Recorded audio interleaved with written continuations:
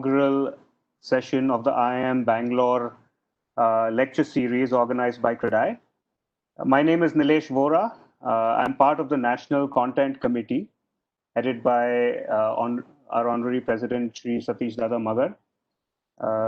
We're a small focused committee which is headed by Aslam Mohammed, and we have about 7 members from over the country.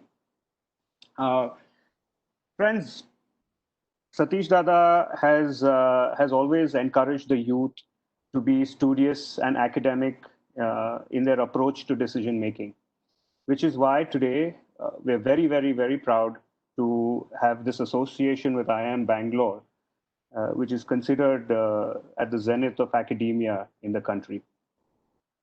Professor Venki Panchapagesan is here with us today, and he's been kind enough to curate very specific, focused sessions with IIM Bangalore professors. Each of these sessions is focused on pain points that the youth faces in their businesses today, and Professor Panchapagesan has been amazing in forming these. So each of these sessions will be held on every Saturday of this month and next, so for the next 6 weeks. And each of these lectures, I can tell you that they will have concrete, real takeaways that everyone can implement in their businesses straight away. So without further ado, let me introduce you to the man who has made all of this possible. He has been instrumental in forming this relationship that CREDAI has with IIM Bangalore. I'm sure a lot of you may have heard about the 6-month course at IIM Bangalore that is hosted in association with CREDAI. Some of my friends and a lot of industry peers have done this course, and I can say that there's a paradigm shift in the way that they think, in the decision making that they're doing, in the way they conduct their businesses, and eventually in their bottom lines. Mr. Balakrishna Hegde is this course is a brainchild of Mr. Balakrishna Hegde. He's a veteran of CREDAI. Really does not need an introduction. So I welcome Mr. Hegde to give the welcome address and kick off the session.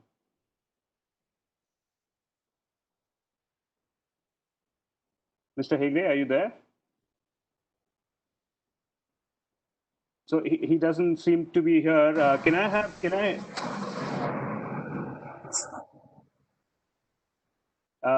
Sorry. So can I have Dada just put into words until we can see Mr. Balakrishna Hegde? I think there's some technical error on his side. Dada, can you put into words about this event? Well, good afternoon to all of you. Good afternoon, Professor Chetan, and all the professors from IIM Bangalore. Actually, this was Bala's prerogative, which I have taken over and encroached upon his territory, because it was his idea many years back that we should have this association with IIM Bangalore, and we should change our mindset of doing business and be more educated, more informative, get exposed to all other types of streams of businesses other than our own. And I think that was an extremely right move, because times have changed. COVID has changed the whole system of doing work. So before COVID, it was different. After COVID, it's going to be much more different. And what you are doing now, the entire youth, what you are doing, I think is going to change the course of business for future. It's going to be extremely competitive henceforth. It's going to be very different. And I'm very proud and very happy to see that you people are all getting geared up to it, getting knowledge, because this is something which we never did. This is something which we thought we knew everything and we could do everything. But now with the industrialization of our business, the changing mindset of the consumer, the requirements of technology, I think we are going on the right path. COVID may have, spoiled our businesses, created a lot of problems for the economy. But I think the best thing, but the silver lining of this whole 4 months is this knowledge sessions which have come in one after the other. and made you people very wise. So congratulations for all of you to do this. I'm sure this is going to change your perspective. This is going to change your mindset. Technology is making it available to a vast number of people.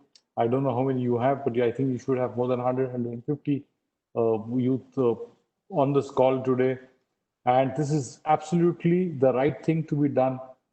And we are doing it at the right time when the new world order is in the offing. So congratulations to the entire youth team for this great job. You know, sometimes I really wish I was born now and not when I was actually born. So I would have had the privilege of having this entire content of knowledge, because you know, when we were doing business or when we started doing business, we did what we wanted to do without thinking of what is required to be done. And we were successful because it was the buyers, it was the seller's market, and everything, you know, everything went on. But today, with the changing scenario, I think this, what experience you are going to get, is going to change the perception of the industry, is going to bring us at par with any other industry. And I think this is absolutely the best thing which is happening to all of us. So congratulations once again, and thank you for having me here. Thank you, Dada, for that excellent motivational speech. Friends, about 3 years ago, I was attending an event, and Professor Venki Panchapagesan was a chief guest over there, and he was invited on stage to speak. And I remember very clearly that he had a 25-slide presentation on macroeconomics, and each slide had about 3 or 4 graphs. And there were 800 people at that event, and he presented for about 45 minutes, and nobody said a word, and people sat there and listened. So I'd really, there were a lot of mind-blowing concepts that he talks about. He's the head of real estate research initiative at IIM Bangalore, and he's been instrumental in curating these sessions for us. I'm going to pass it over to him to start to speak about the session and introduce our professor for today. Sure. Thank you so much, Nilesh, and welcome to all of you, especially Mr. Magar, the senior management of CREDAI, Mr. Hegde, who I hope he has been able to join us today. This has been a wonderful partnership between IIM Bangalore and CREDAI. I should say that this is actually one of a kind partnership.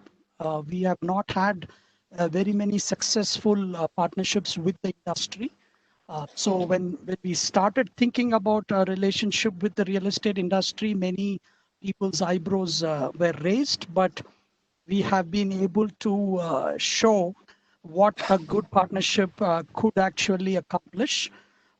We have had 7 years of this association, where about 25 to 30 of the real estate developers across the country, big and small, tier 1, tier 2, men, women, it doesn't matter. So these are 25, 30 people who have expressed interest to learn and be able to be challenged with a new mindset. And I think that is what we try to accomplish in that module that Nilesh was talking about. So what we were thinking of once the COVID happened, when Mr. Hegde and I and a few of the CREDAI committee members, we were thinking, what can we do as an academic institution to help?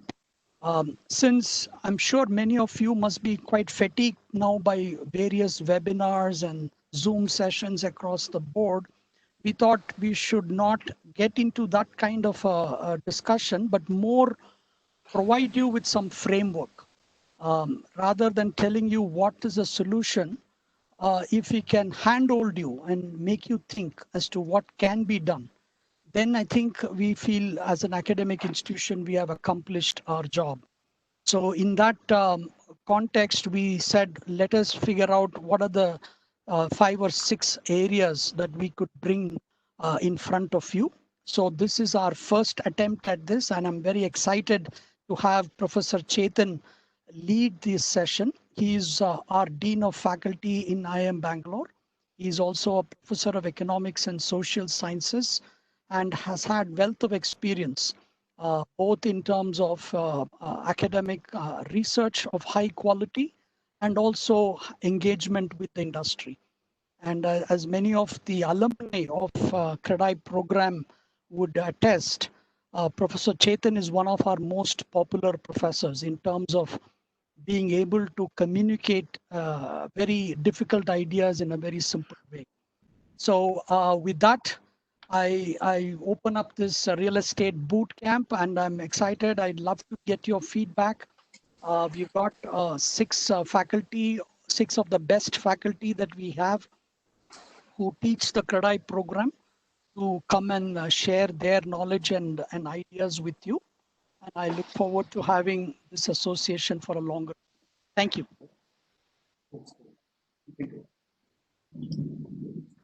Chetan, you're on.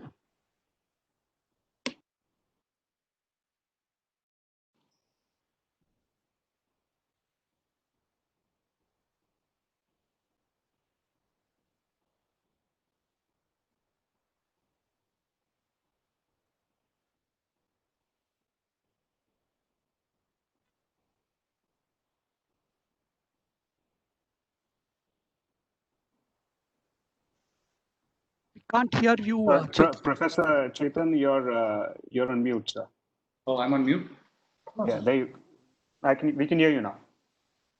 You can hear me? Yes, yes. Okay, great. Okay, thank you, Venki, for that very kind introduction. And thank you to the organizers for inviting me. It's always a pleasure and certainly a privilege to come back to a CREDAI audience. We've been running this program at IIM Bangalore for several years, and I know me and many of my colleagues look forward to the interaction that we have with the CREDAI batch. They're always curious, inquisitive, lots of questions, and quite frankly, the learning has gone both ways. If there's been some learning for the CREDAI participants, I think there's been a lot of learning for us as faculty also through the sheer interaction that we've had with successive CREDAI batches. So having said that, I'm going to talk a little bit about the macro economy today. So the idea is to sort of provide you an overview of the economy with a specific focus on some of the headwinds and challenges that we are facing. As you know, India, unlike some of the other advanced economies which went into the COVID crisis on the back of robust financial markets, on the other hand, India went into this crisis on the back, on the back of a financial crisis. So what I'm going to try to do is to sort of, give you a sense of what that financial crisis was.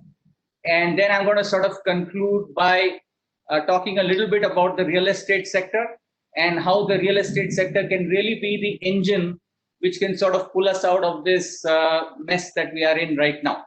Okay? So that's going to be sort of the broad outline of my talk. So having said that, let me start by putting up an equation. I promise you this is the only equation I will ever put up. But sort of thought that I'll start with some basic building blocks of macroeconomics. So the basic building block of macroeconomics is something called GDP, or gross domestic product.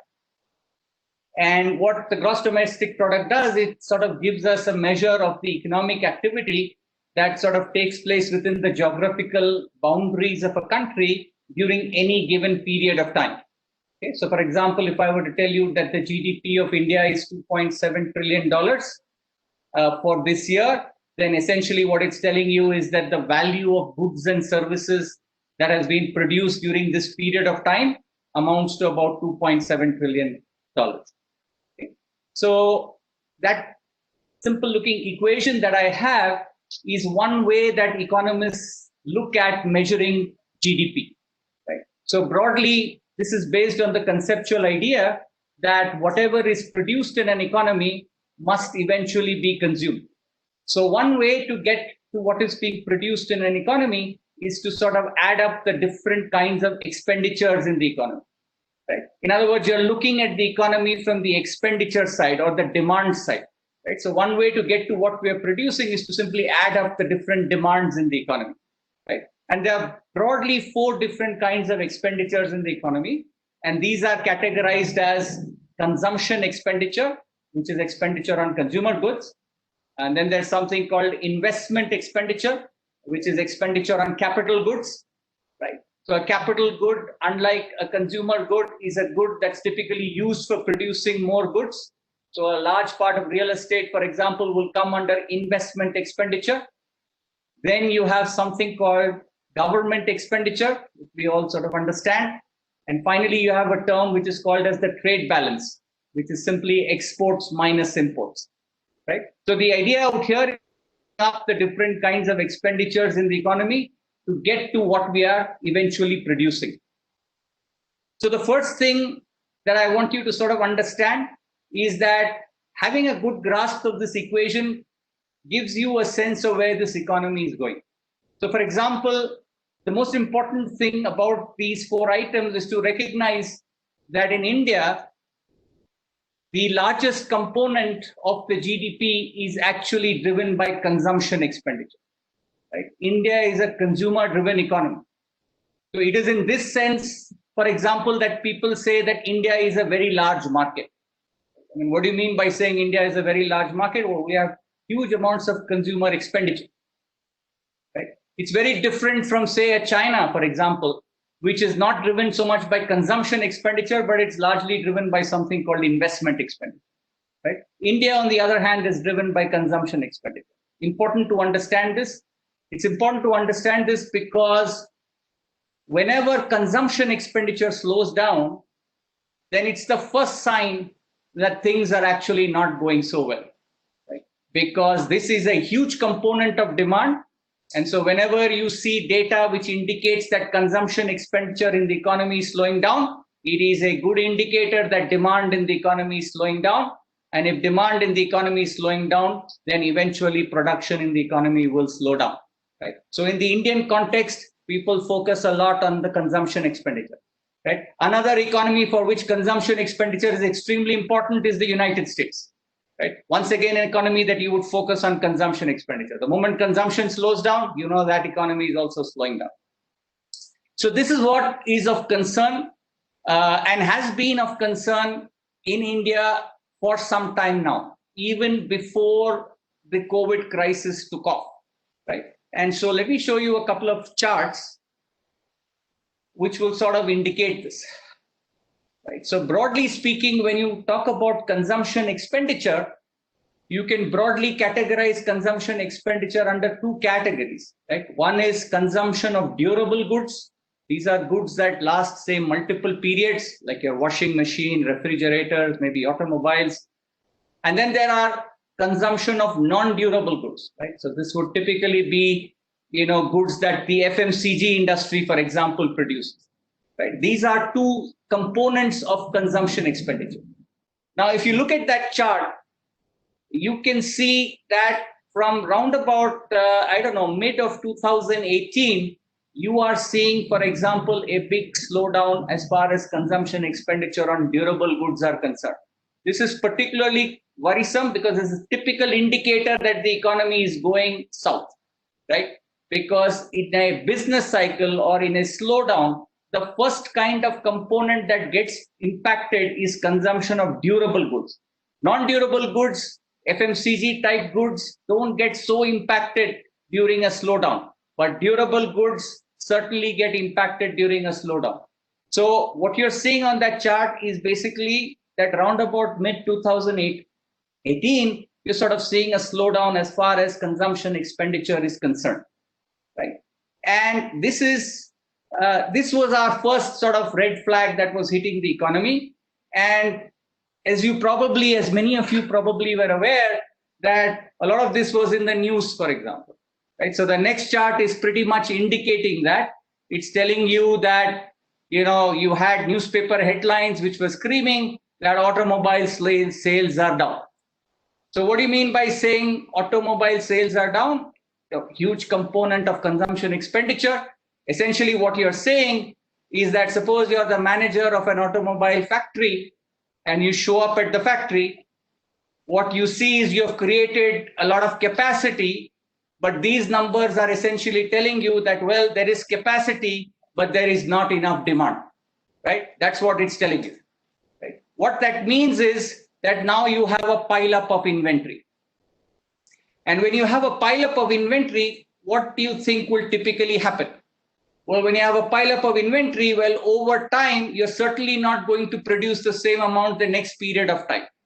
Right? What you're going to do is you're going to try and cut back your production. Right? So you have capacity, you don't have enough demand. When you don't have enough demand, you have a pile-up of inventory. When you have a pile-up of inventory, you're going to cut back production. And when you cut back production, well, you're going to start laying off people. And when you lay off people, purchasing power in the economy comes down.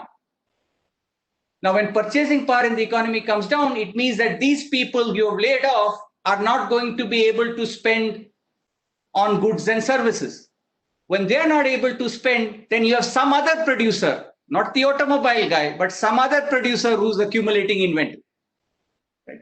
And that person in turn then lays off people, and so on and so forth.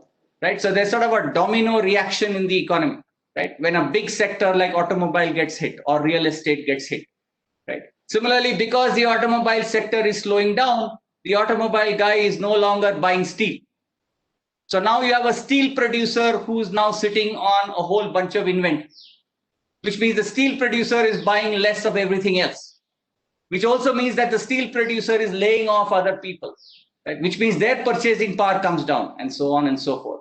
I hope you got the idea, right? In other words, you have an economy where because there's not enough demand, production begins to contract and an economy begins to slow down, right? And this is something that we have been sort of observing right from about 2018 or so. Okay. So this was our first red flag that went up, which is slowdown of consumption expenditure. Okay. So again, I want you to sort of go back to that simple equation that I had where you had 4 different items. And what I'm going to do in the next couple of minutes is going to go item by item and tell you exactly where the trouble spots are and what sort of led to this crisis. Right? So consumption expenditure slowing down. The next item on that Y is equal to C plus I plus G plus trade balance is something called investment, which is essentially creation of capital goods. Now I'm going to spend some time talking about investment because in economics, when you use the word investment, it has a slightly different meaning than what the word investment means in our day-to-day conversations. Right? In our day-to-day conversations, when we use the term investment, we are essentially referring to, I don't know, putting our money in a fixed deposit or putting our money in stocks or bonds or mutual funds. But in economics, when you put your money in a fixed deposit or you put your money in stocks or bonds, we're going to say you are actually saving. You have a certain amount of income, you're not consuming all of that income, and whatever surplus you have, you save. Now the question is, why do you save? Well, most of you will answer that, well, I save because I want a certain return. Right? So now the question is, how is it that the financial institution is able to pay you that return? Right? And the answer to that question is, well, that financial institution, perhaps it's a bank, will take that savings that you put in and then it's going to try and lend it out to somebody else, maybe somebody in industry. So now the question is, how does industry then give the bank a return? Well, the answer to that question is perhaps industry will take those resources or those savings and create a good which is capable of producing more goods. Right? That good which is capable of producing more goods is what is referred to as a capital good. If it does indeed succeed in creating that good that creates more goods and services, then there is growth in the economy. When you say growth, what do you mean? By that we mean, you can say that the number of apples, so to speak, in the economy increase. If the number of apples, so to speak, in the economy increase, then you as the saver will get a share of that new number of apples, right? That share of that new number of apples is what is called as return. Right? When the bank pays you some money, which it calls interest rate, that interest rate or that money that that bank pays you is a claim on the goods and services produced in the economy. Only if the goods and services produced in the economy increase, then that claim will get you more number of apples. In other words, you will get a return. Right? So for an economy, investment is absolutely crucial. Right? Because investment leads to creation of capacity, which means that investment leads to growth, and growth then generates returns. Right? So in economics, we have this very interesting and useful link between savings, investment, growth, and return. Right? You need savings because if you save, the economy invests. In other words, creates capital goods. If the economy creates capital goods, there will be growth. If there is growth, there is return. Otherwise, these returns do not materialize. So I think that's very important to sort of understand. That's why policy makers in economics or in macroeconomics will always tell you that for an economy to grow, it must necessarily save. I hope I'm clear on that point. Now, having said that, I just want to illustrate that with two simple charts that I have. So I'm going to compare a whole bunch of countries between 1990 and 2018. Specifically, I want to look at three countries, and I hope you can see that on your chart. One is China, one is India, and one is Japan. Okay. The first number that you have against China, which is 24.56, is investment as a percentage of the GDP. So China's investment as a percentage of the GDP was 24.56%. Its growth in 1990 was about 3.91%. Japan's investment was 34.13%, growth 4.89%. India's investment in 1990, 26.08%, growth 5.53%. The size of those circles sort of represents the size of those economies, scaled, of course. Okay. Now, if I fast forward to 2018, what you can see is that if you look at China, its investment is about 42% of the GDP. And you can see that the size of the Chinese economy has become huge. This is because it is an investment-driven economy. On the other hand, you look at India, our investment is only about 29.3%. Japan, again, 24.19%, right? Both India and Japan haven't really grown. Japan, in fact, has stagnated. China, on the other hand, has grown massively. Okay? So this is the importance of having investment in an economy.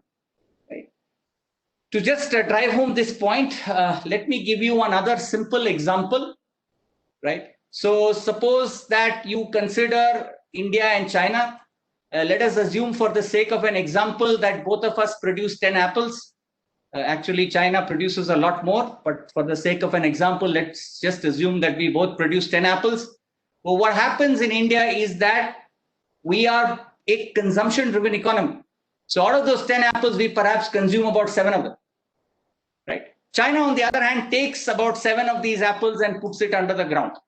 Right? I don't understand apple technology very well, but I'm going to assume that if you put something under the ground, next year an apple tree will come up. So it's investing.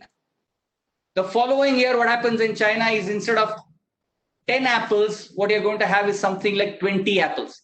Why? Because you have created capacity. Again, the next year, you maybe consume 4 apples and you put 16 under the ground. So in the following year, you have an apple orchard. Right? You've created massive amounts of capacity. Right? This is an investment-driven economy. Right? What you want to understand about an investment-driven economy is, of course, it creates massive amounts of capacity and its demand is not keeping up with its capacity because consumption tends to be low. Therefore, for an investment-driven economy to survive, it must find other markets. Therefore, investment-driven economies also typically tend to be export-driven economies.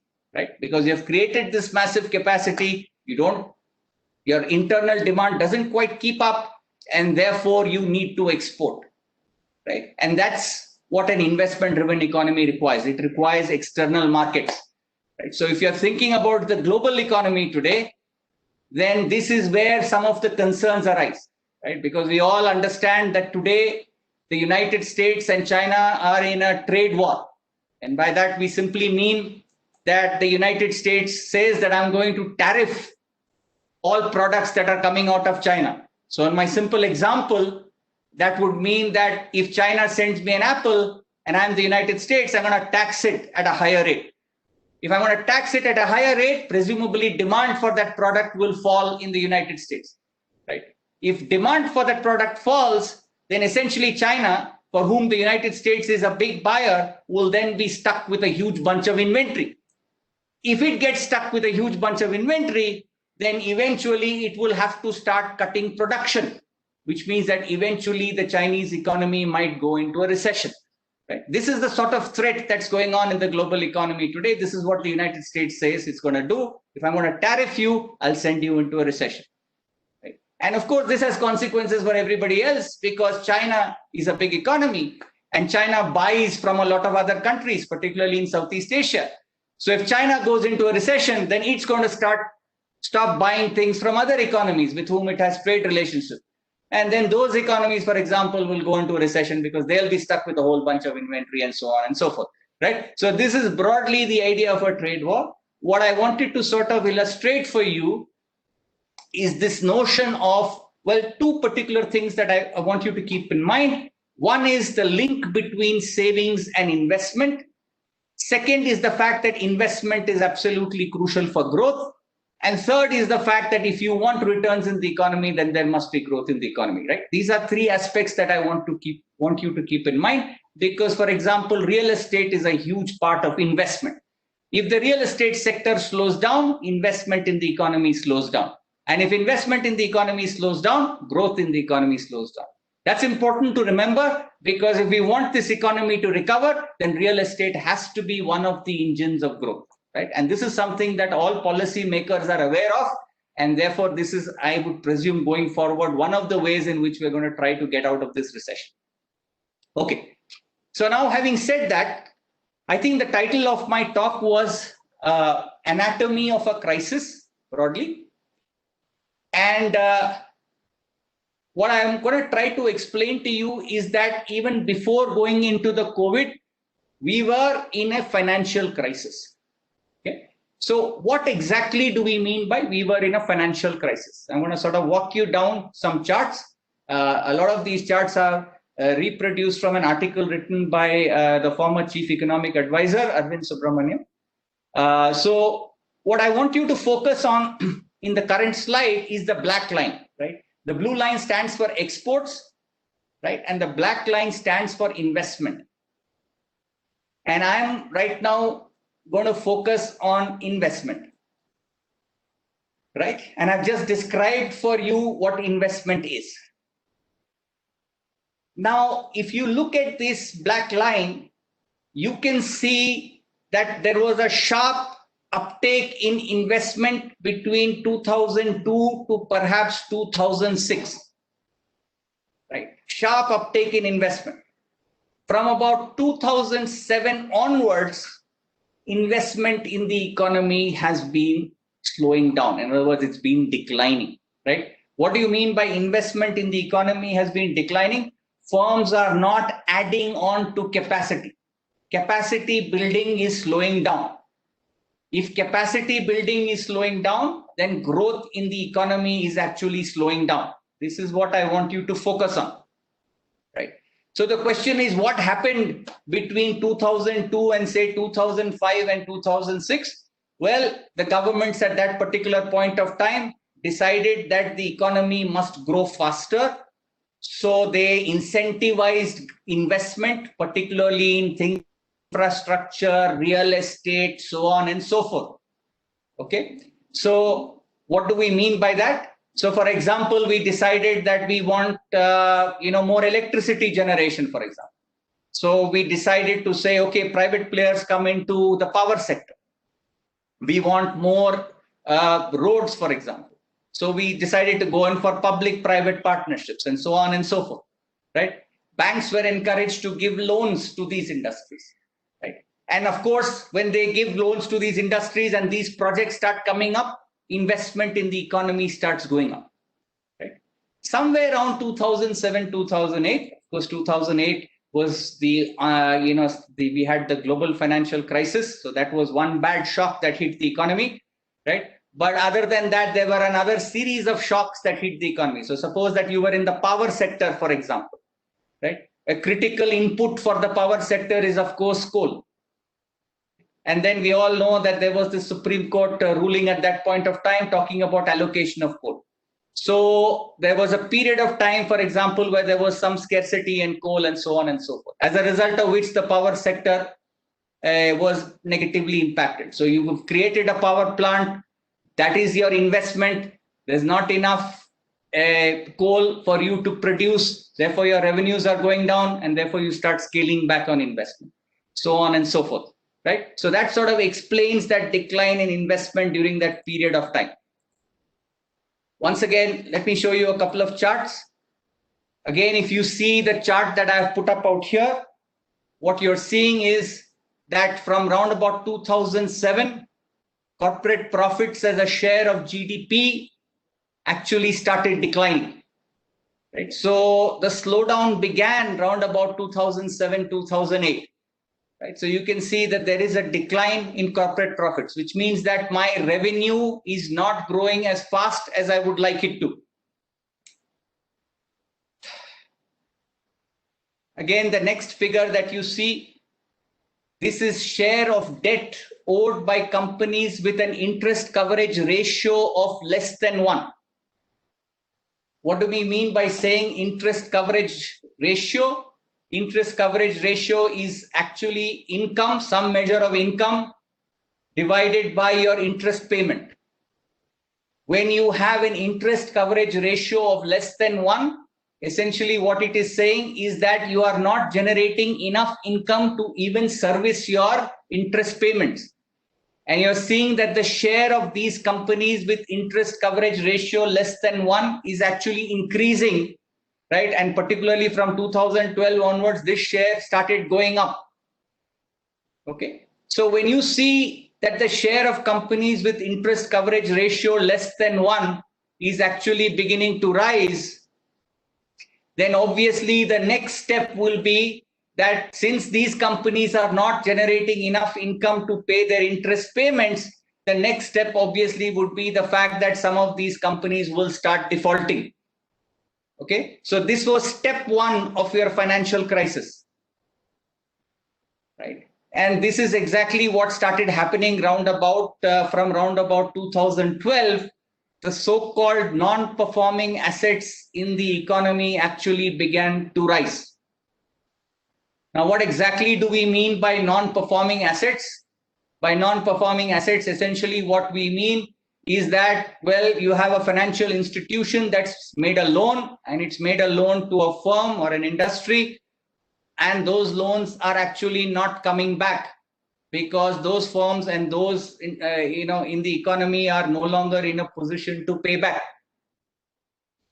So the end result, of course, is that the non-performing assets in the financial system actually began to increase. And you can see that, it's almost, hit almost 12% of GDP, 12% of overall bank assets, which is a significant number. At one particular point of time, we had perhaps the highest or the second highest amount of non-performing assets amongst emerging economies. So, of course, now the question is, when you have this rising trend of non-performing assets, well, what then will happen? Well, what will happen, of course, is that if you're a bank and you're sitting on a whole bunch of non-performing assets, then what you will start doing is that you will stop lending. Why? Because A, you will become risk averse. B, even if you would like to lend, the Reserve Bank of India, who is the regulator, will step in and say, well, you have to be a little careful. You have to provision for all those loans that have gone bad. So you need to hold more capital. So this reduces your ability to lend. So the end result was round about 2016 onwards, credit in the market started slowing down. Now, what do we mean by credit in the market started slowing down? What we mean by that is that banks are stopping making loans. If you're going to stop making loans, then investment in the economy will slow down, right? Because remember, banks and financial institutions play this very important role in the economy, right? If you think about the entire economy as one big pipe, then on one end of the pipe, savings are put in, and then banks take this saving, take it through the pipe and lend it out to firms. And at the end of the pipe, you've got investment, which is capital goods. But when you've got a whole bunch of non-performing assets clogging this pipe, then that savings doesn't translate into productive investment, right? So investment growth in the economy slows down. And when investment growth in the economy slows down, overall growth in the economy also slows down because you are simply not creating new capacity, right? So this was phase one of our NPA crisis. And your big defaulters at that particular point of time were about 5 sectors, which accounted for about 60% of the stressed assets on the books of the banks, right? What were these 5 sectors? These were largely steel, power, telecom, infrastructure, and textile. These were your big defaulters. Okay, so this is the NPA phase one. Okay, so the economy was already hurtling towards some sort of a financial crisis around about 2016. All right, so then phase two, which is what I wanted to talk to you a little bit about. So if you look at this chart, then what you are seeing is that, well, essentially what is this chart saying? It's saying, let's look at credit growth. Once again, credit growth is just a fancy term for the amount of loans that banks are making. Banks, and in this case also NBFCs, okay? NBFC is a non-bank financial corporation. The key difference, broadly speaking, between a bank and a non-bank is that bank gets a lot of its funds from depositors. NBFC doesn't get a lot of its funds from depositors. It gets a lot of its funds from banks. It also gets a lot of its funds from mutual funds and other financial institutions. Okay, that's the key difference between a bank and an NBFC. And as a result of which, since banks get a lot of their funds from depositors, banks tend to be much more heavily regulated than NBFCs. Okay, so if you eyeball this chart, then you will see that, say, from round about September 2017, there is a big jump up in the amount of loans that banks as well as non-banks are making, particularly NBFCs, right? The credit growth jump is almost 30% or 35% for the case of NBFCs. There's this big jump up from September 2017. Now, the story that that goes with this is the following, is that as you can see, banks around about 2016 were already reeling under a set of NPAs, which means that the amount of credit that they were pushing out to industry had actually slowed down. Now, in 2016, as we all know, we were hit by one more shock. And that shock was demonetization. And what demonetization meant was that, well, all of us were told that please go and put your money in the bank, those 500 rupee notes and so on. So now in 2016, November 2016, what happened is that suddenly the banks found themselves flush with deposits. Now, if I'm flush with deposits, I obviously have to pay interest on that deposit. Now, if I have to pay interest with that deposit, I also have to make sure that I'm taking this and I'm sort of lending it out somewhere. Okay. Now, I don't want to necessarily lend it out to industry because I've been burnt once. because I'm already sitting on a whole bunch of NPAs. So then what I do is I start lending out to NBFCs. And NBFCs are promising me a good return. Right? So this is sort of the story that is taking place around about 2017. Now, one thing that you want to understand about banks and non-banks is that there is one fundamental risk that they took. Right? And that fundamental risk is that, well, for example, if you take a case of banks, or if you take the case of non-banks, the source of the funds was usually short-term maturity, like either deposits or mutual funds or bank loans. So the source of the fund was short-term. On the other hand, they took these liabilities on their balance sheet, which is short-term deposits, and they started making long-term loans. So when you take short-term deposits and you make long-term loans, then there is a fundamental risk that you face, because on your balance sheet, there is a maturity mismatch. Your liability is short-term, your asset is long-term. So the fundamental risk that you face when you do something like this is that you always are susceptible to something called liquidity risk. Right? Meaning that if all your creditors show up at the same point of time and ask them back for their funds, you may not be in a position to give back the funds. You are not necessarily insolvent because you've actually lent it out, perhaps in productive investments. But at any given point of time, if every one of your creditors show up, then you face a liquidity risk. Right? And something like this began to happen with the NBFCs, particularly the NBFCs. Because as you can see in this particular chart, that the NBFCs started lending heavily. These loans were largely financed by banks lending to the NBFCs or mutual funds lending to the NBFCs. And the NBFCs in turn increased significantly their exposure to the real estate sector. Okay, so there was almost a 20% CAGR, cumulative average growth rate between 13 and 18. Right. So this was your second phase of big lending that took place in the economy. Now, of course, one issue that cropped up, and this is an issue that we are probably still grappling with, is that, of course, the real estate sector has been not in great shape, particularly over the last few years.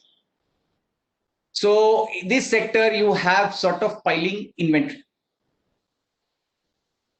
So the end result of all this is, of course, a number of these housing finance companies not able to pay back, and a number of NBFCs then started defaulting on their debt, which means that you had the second wave of NPAs accumulating in the economy. Okay, so essentially, the Indian economy over the last 4 or 5 years has been hit with two NPAs. One that came from the infrastructure sector, and that the banks were largely hit. The other came largely from the NBFCs. Okay, so now both of these institutions, which are absolutely critical for growth, have now been badly hit in the sense that they are sitting on a whole bunch of non-performing assets. What do you think will be the outcome of something like this? Well, the outcome of something like this is exactly what we are seeing in the economy. So the outcome of something like this is the following: that, for example, mutual fund exposure to the real estate sector has declined significantly. Similarly, credit growth. And what do we mean by credit growth? By credit growth, we simply mean the loans that banks, for example, or NBFCs are making to micro, small, and medium enterprises. because these financial institutions are sitting on a whole bunch of NPAs, they are not making those loans. So which means that there is a liquidity crunch in the economy. Right? Today, for example, if you are an MSME, then seriously you are in trouble. Because one of the elementary things that we understand, these are people with not heavy amounts of collateral, but there is also this huge lag that they face between receivables and payables. Right? Payables are almost immediate, receivables come after a period of time. But that means what? That means that you need credit even to meet your working capital requirements. If that credit does not become available, then you as an MSME will simply fold up after some time because you're not even able to make your wage payments, for example. Right? So credit growth in the economy has slowed down. Liquidity has become a problem. Credit growth to large industry has also become a problem. So no credit in the economy, right? And credit, again, at the cost of repeating myself, let me say this one more time. It's simply the mechanism by which savings is being translated into investment. So if credit growth in the economy basically slows down, then investment in the economy slows down and growth in the economy slows down. Okay. So again, one more chart for you, and you can essentially see what's happening here. This is CapEx expenditure of top listed companies. And that CapEx expenditure of top listed companies is actually declining. Okay. And this is, of course, the consequence of all that's happening or all that I have just described to you. All right. So now let me spend a couple of minutes talking about the real estate sector and why it is so crucial to our economy. So if you take real estate and construction and put it together, it is about 20% of our GDP. And it generates about 13% of our employment. Right? So this is an extremely critical sector. Right? It has several, so real estate accounts for about half of India's capital formation. And I just described to you the construction sector grew at an average rate of 8.75 between 02 to 10. And then, of course, as opposed to 3.41 between 93 and 01. So between 02 and 10, fantastic rate of growth. And because the real estate sector was growing fast, it was pulling the rest of the economy. So we had fantastic rates of growth overall in the economy. And the reason is because this is a sector that has several forward and backward linkages. It is connected to over 200 different sectors in the economy. Therefore, when the real estate sector grows, the economy grows with it. If the real estate sector slows down, the economy slows down with it. Okay? This is absolutely crucial. This is true of India. This is true of many other economies also. For example, in 2007-2008, there's a housing crisis in the United States. The entire US economy slows down.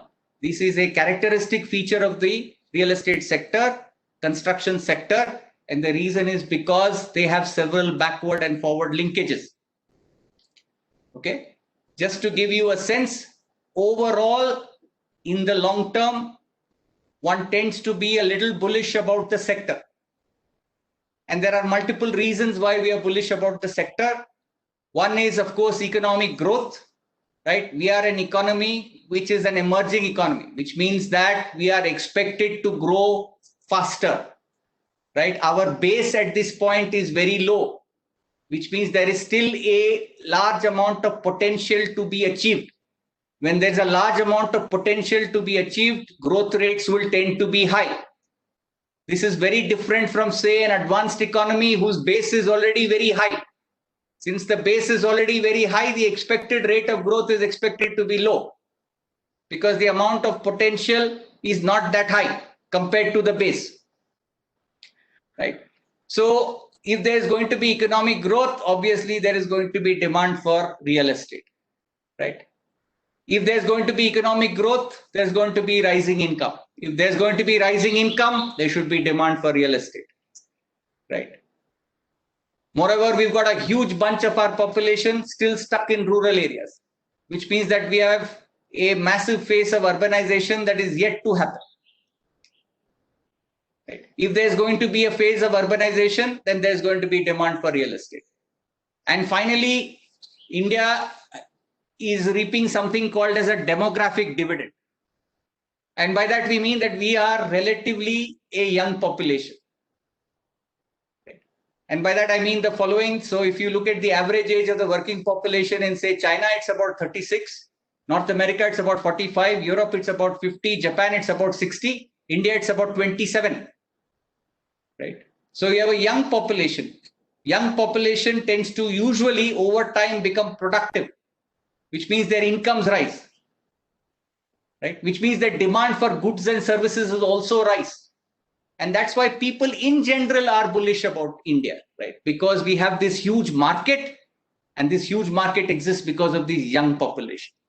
Right? So if you look at it from this perspective, it's all good. Right?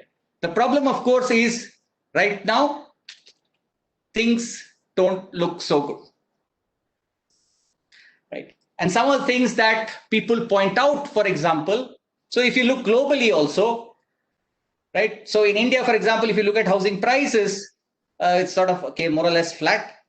But when the recession has sort of hit, you are seeing, for example, in a country like China, those housing prices have actually gone down. Right? The other thing that people look at, and I might say something which might be slightly controversial, but people look at things like price to income ratio. And generally, I think over the last couple of years for several of these countries, including India, there is a sense that prices have grown faster than income. Now, of course, there is the counterpoint to this story, which basically argues that in India, the price is not really high, but the cost of doing real estate is high. So if you really want to get the price down, you need to get the cost down. That's possibly an argument. But here is the one feature that we are seeing across the world, but it is also true of India, that housing prices are rising faster than income. If housing prices are rising faster than income, the obvious question that does arise is that what will happen to demand over time? Similarly, the other thing that people look at, again, this is true for a lot of parts of the world, it's also true of India. What is the relationship between house prices and rents? Right? And once again, the feeling is that in large parts of the country, house prices are rising faster than rents. Right? So once again, if house prices are rising faster than rents, then obviously it raises the question as to, well, will demand for housing be robust? So these are some issues that has to be addressed, perhaps at the policy level, perhaps at the sectoral level. If cost is an issue, it has to be addressed. If inventory is a problem, it has to be addressed. Right? And these are some of the things that people are talking about. And the reason that they are talking about these issues is because of the fact that real estate and construction is so important to an economy. If we don't have a robust real estate and construction sector, robust growth in an economy may not be sustainable. So I just want to make one more point before I sort of close and then maybe take a few questions. And this is this idea, again, I want to go back to that simple equation that I had, which said that Y is equal to C plus I plus G plus trade balance. And essentially what we are saying is that, well, suppose you have an economy which has a certain amount of capacity, and for whatever reason demand falls, in other words, demand is less than that capacity, then essentially you have a scenario where inventory begins to pile up. And because inventory begins to pile up, well, firms will begin to cut production.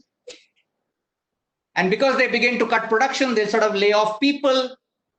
And because they lay off people, purchasing power will come down. And because purchasing power will come down, demand will go down even further. So it becomes a vicious cycle. So how do I solve this problem? Well, The obvious way to solve this problem is to somehow generate demand.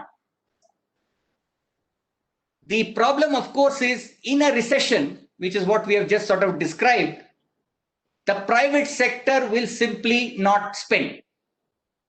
Right? When you say generate demand, what do you mean? You mean people should start spending. Maybe they should start buying houses. Maybe they should start buying new cars. But in a recession, when there is an uncertain environment, the private sector doesn't spend. Instead, what the private sector does is save even more. Why? Because there is uncertainty. Now, if everybody decides to save even more, then demand falls even more, and then we go further into a recession. So what is the solution to this problem? The solution to this problem is some other entity in this economy must spend. And that entity in the economy that typically spends during a recession is the government. Right? And this is typically what is referred to as fiscal stimulus, which is the government spending. If the government spends, for example, if it decides to spend on, say, low-cost housing, then it generates demand in the economy. The real estate sector or the construction sector operates closer to capacity. And because they're operating closer to capacity, they hire more people who in turn spend more on other things and so on and so forth. And the economy begins to recover. Okay. Now, the key challenge to that, and I hope I have a graph which will sort of indicate that to you. So this is what has been happening all over the world. There are two bars out there. One is blue and one is red. Red is the amount of government spending. Blue is the amount of loans, etc., which is provided by the central bank or the RBI. So in India, much like other countries, with the possible exception of countries like some of the European countries, most of the so-called stimulus has not been done so much by the government, but it is done by the RBI. So the RBI has pumped in enormous amounts of liquidity. The reason the government is not able to spend so much is, please remember that during a period of recession, tax revenue also goes down. So during a period of recession, forget new spending, you don't have enough revenue to even meet your existing spending needs. You become very constrained. Which is why it has been the RBI which has been pumping liquidity into the financial system. But we have a critical problem. And the problem is that in India, banks continue to remain risk averse, which means that they are not passing it down, particularly to the NBFCs. Therefore, and you can see this, suppose I were to show you a chart. I'm going to show you this one chart. I don't know whether it makes sense to you or not. But essentially, the Reserve Bank of India operates with an interest rate called the Repo Rate. So the Repo Rate is the rate at which commercial banks can borrow from the RBI. And then there is another interest rate which is called as the reverse Repo Rate. And the reverse Repo Rate is the rate at which banks can actually park their funds in the Reserve Bank of India. So Repo is the rate at which they borrow. Reverse Repo is the rate at which they can actually park their funds in the Reserve Bank of India. Now, if you look at this chart, the orange represents the repo borrowing. The gray represents the amount that banks are putting back into the RBI. And the blue represents the net. And if you look at this chart, what you actually find is net on net, banks are putting money back into the RBI. This is sort of indicative of the situation right now, which is telling you that liquidity in the banks is not a problem. They have enough liquidity. The problem is, of course, that they don't want to pass it down. Rather, they are parking it with the RBI, and the reason could be multiple. One is, of course, demand conditions are weak.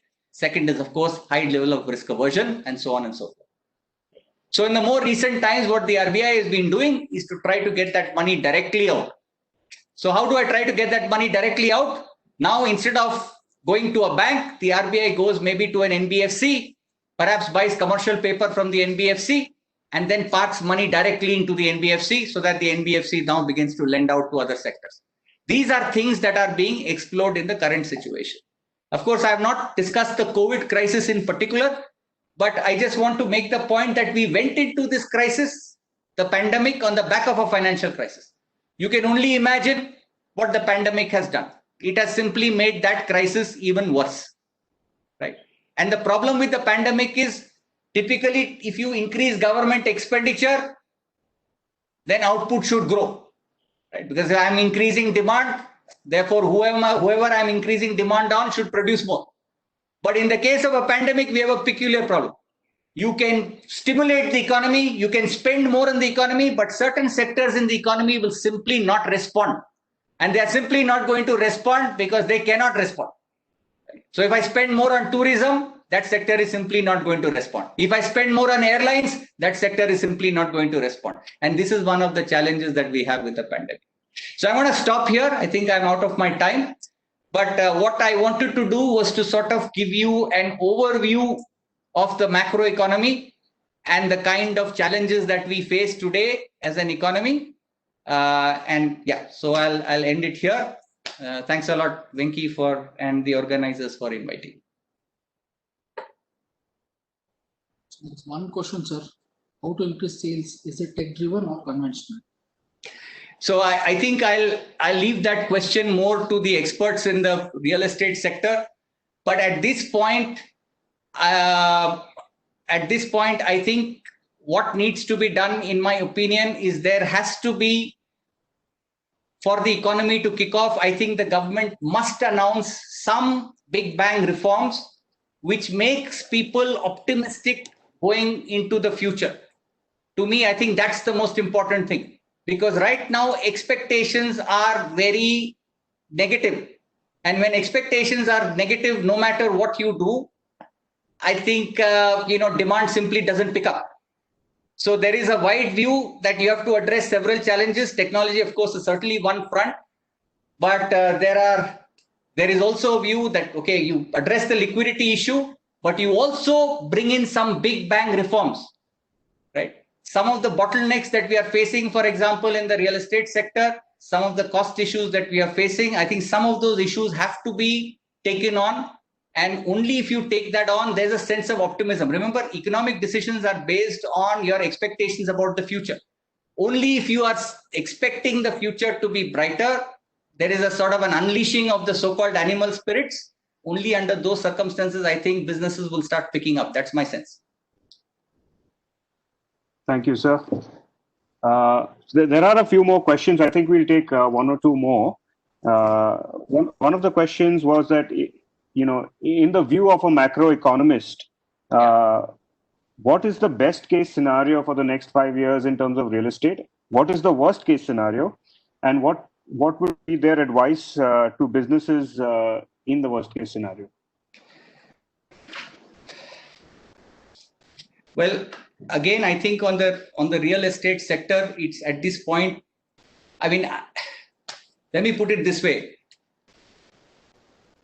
I think the best case scenario for any sector, leave alone the real estate sector, is a very sharp recovery, right? So today, economists are looking at two potential recovery patterns. One is the so-called V-shaped recovery, and the other one is a so-called U-shaped recovery. Right. One of the problems that's hit the real estate sector was typically residential real estate was low anyway. Now I think even commercial real estate is problematic. So let me describe to you what is, broadly speaking, a V-shaped recovery. A V-shaped recovery is essentially a recovery where the economy goes down, one side of the V, demand picks up. Hopefully this COVID crisis gets over. Maybe a vaccination is discovered. And all that pent-up demand is immediately released and the recovery just boosts up. So there is a fantastic rate of growth. They want to see you in this region. Yeah. Okay. That there is a fantastic rate of growth. Okay. So that is the optimistic scenario. Some of us still believe that that's possible, but that is not so much dependent on the economy, but it is simply dependent on the medical side of the story, how we are able to cope up with this crisis. A V-shaped recovery would be a fantastic recovery, right? So for example, when you had the SARS pandemic in Hong Kong, the recovery was V-shaped. Once we were able to combat the virus, the pent-up demand completely picked up, and the growth was far greater than what it was even before. So that's a V-shaped recovery. The more pessimistic scenario is sort of a U-shaped recovery, which means that this health crisis continues to prolong. And if the health crisis continues to prolong, we all understand what happens if the health crisis continues to prolong. A number of businesses will get driven out. A number of the supply chains will become very adversely affected. Right? For example, in construction right now, labor has become a problem. So if this persists, then that is the worst case scenario where there is a very, very sluggish recovery, which will take maybe about 5 to 6 years. I think it's anybody's guess. Anybody who says, I know for sure what's going to happen is, I don't think is being completely accurate with the situation. What one can do is only extrapolate from the past. In the past, pandemics have had one of these two recoveries. The most recent, as I said, is the SARS case. Okay, thank you, sir. Another question was that in macroeconomic theory, what are some conventional ways of generating demand in terms of consumption or investment? Yes. What is it in theory? In theory, there are several ways of increasing demand, right? So for one simple way of increasing demand is to simply cut your taxes, right? Or cut corporate taxes. Or cut a whole bunch of taxes which increase the purchasing power of the consumer. And when you increase the purchasing power of the consumer, obviously demand increases. Right? So that is one obvious way of increasing demand. The other obvious way of increasing demand is the government actually going out and sending checks to people, which is being advocated now, for example. Right? And you use these checks and you start spending. So that's another way. Third way of increasing demand is lower interest rates. So when you lower interest rates, you are more incentivized to spend. You are less incentivized to save. The problem is, of course, when you do all of this in an uncertain environment, the reaction need not be what you think it will be. In an uncertain environment, just because I cut interest rate, it doesn't mean that immediately people will go out and take loans and spend it. So therefore, what is happening, for example, in many of the advanced economies is that they have kept on cutting interest rates until interest rates have actually become zero. In fact, in some European economies, the interest rate has become negative. The idea is don't save, spend. But during uncertain periods, even with zero interest rates, people save. Today, I read a couple of months ago, there's a bank in Denmark which is actually paying you money to take a loan. That is how badly demand has fallen. Negative interest rates, it's called. Right? So we are living in unusual times. And we are sort of hindered by the fact that the government doesn't have that amount of firepower. And that's one constraint. And we can get into all of those details later on, but because its expenditure is already too high and its revenue is already low, its ability to push more is a bit constrained. So the key role, of course, has to be played by the Reserve Bank of India in this case. The problem is the Reserve Bank of India is infusing liquidity, but the banking system in some sense is not pushing it out. That continues to be a problem, at least in my understanding. Right, sir. The next question is from Mr. Lakshay Totlani. He was part of the IIM Bangalore CREDAI batch in 2018. His question is that you spoke about the bank and NBFC relation to real estate around the year 16 to 2020 and the COVID period. He wants to know what prediction do you have for the future in respect of credit growth and GDP growth? Again, I can make a prediction, but it's not, I think the problem is that this is not a conventional recession. Conventional recession happens because economic activity slows down. This is a recession that's happening because there is a health crisis. So all your conventional weapons don't work here. You can do whatever stimulus you want, but if the infection, so this is the, you see, think about it. So here is the problem. The trade-off that most governments are facing is that I want economic activity. Why do I want economic activity? Because first of all, I want my tax revenue to go up. Second of all, I want incomes to rise. So I want economic activity. But in order to have economic activity, what must I do? I must get the economy out of lockdown. But as I get the economy out of lockdown, what else begins to happen? The infection rate begins to go up. And when the infection rate begins to go up, then there is pressure on me to close the economy. And this is problematic because if I'm a business owner, I want certainty, I don't want uncertainty. So today, if you tell me you'll open for 3 weeks, then you may shut down for 1 week and then open for 2 weeks. It's very difficult for me to plan. And I think that precisely is the crisis that we are facing at this particular point in time.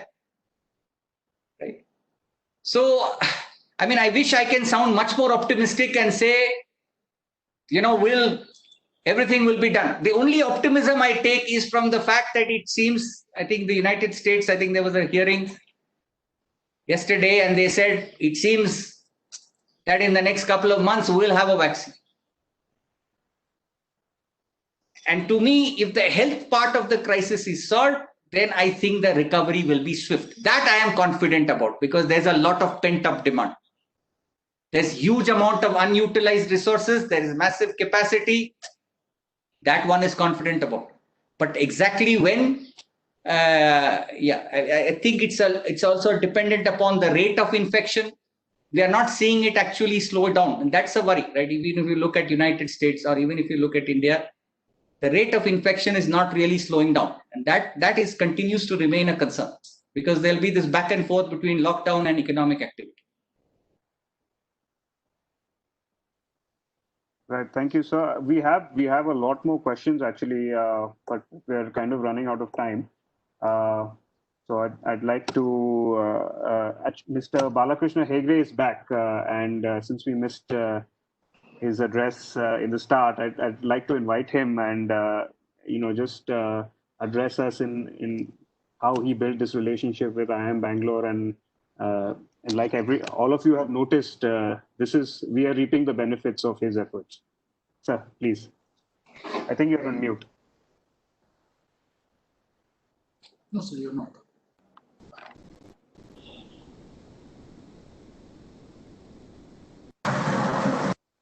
Balakrishna sir is on mute. I think he's on mute. Sir, it's working fine. You can speak. We can hear you. Okay, great. Yeah, I was supposed to give the welcome address, but I have come to say bye to you because of some technical glitch. This camp is something which will give you into the treasure that Indian Institute of Management is. In fact, we have already seen the glimpse through Professor Chetan Subramaniam, whom I regard as one of the finest professors, not just in IIM, across management schools across the globe.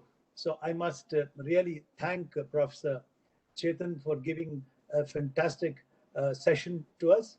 And this boot camp is mainly the brainchild of Jagan, his initiative and persuasive. He's been extremely, he wanted it to at any cost happen. And from IIM side, it was Professor Venkatesh Venki, who's responsible for these sessions, these 6 sessions, which are going to be wonderful for the youth especially. You all know that there is a program we are running, CREDAI and IME is running, that is Business Leadership Program, started in 2012, and we are at present in the 7th batch. Unfortunately, we couldn't complete the last module because of the pandemic, which of course probably in November, December or online we are doing it. But for the alumni of CREDAI, we had just finished 10 sessions. That's only for alumni. And this was also spearheaded by Professor Venki. And Mr. President, if he's there, I want to tell him that those 10 sessions and these bootcamp 6 sessions, all these are done pro bono basis. And professors have spent hundreds and hundreds of hours just for us. And I don't think we can expect this kind of gesture from any other business school across. I mean, that's a fantastic gesture. And it's purely, the credit should go mainly to Professor Venki.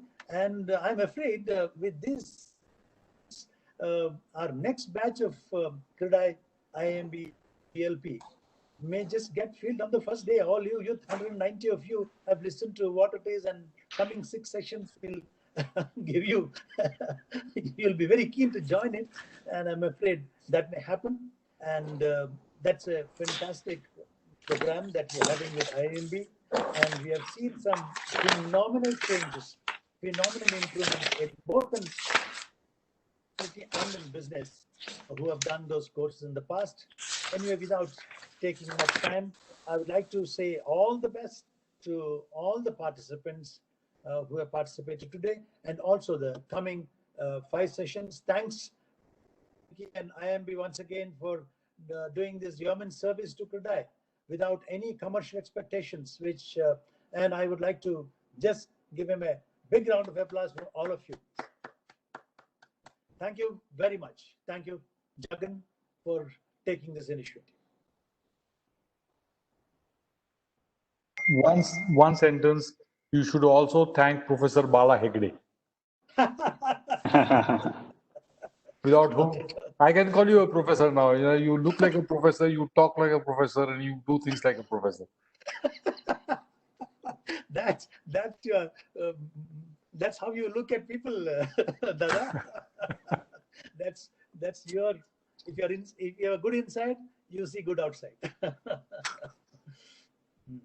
Great, sir. Thank you, Dada. Thank you, Mr. Balakrishna Hegde. Thank you, Professor Venki. Thank you, Professor Chetan. I'd also like to extend this thanks to our National Content Committee headed by Aslam.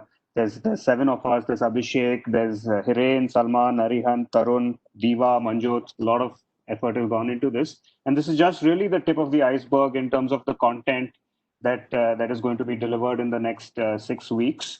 The next session is, in fact, a very, very interesting one by Professor Vasanti, who talks about how to hire people who are smarter than you. There are so many facets of our business today. There's construction, sales, licensing, design and development, recruitment, environmental clearance, legal compliance, labor compliance, and so many of us are involved in all of those things. And I think it's time that that the delegation happens to people who are smarter than us, and we partner with them. So very, very interesting session coming up next week, next Saturday. So keep looking at this space, and we'll see you next week. Thank you, everybody. Thanks, Jagan. Thanks, Ashish. Thanks for setting this up for us. Thank you. Thank you. Professor, do you want to say something, Professor Venki? Oh, no. I think everything has been said. I really look forward, and I again want to thank Mr. Hegde in person. So this was again his brainchild, along with a couple of professors from our institute. I think what we are trying to do with our CREDAI Association is to help the industry change the mindset. So I think the focus is on the mindset, and I hope this is a first step, and the rest of the talks as well as the larger program in campus hopefully can achieve that. Thank you so much for the opportunity again. Thank you very Thank you, much. sir. Thank you, professors. Thank you, Professor Venki and Thank Chetan. you. Thank you, Palasa. Dadaji. Thank you. Thank you very much. Thank Jagan. you. Thank you, Mr. Hegde. Nice seeing you again. Yes, Jagan, Nilesh, everybody, wonderful job you're doing. Continue to do good job. Thank you. Bye. Yes, sir. See you guys. Bye-bye. Bye-bye.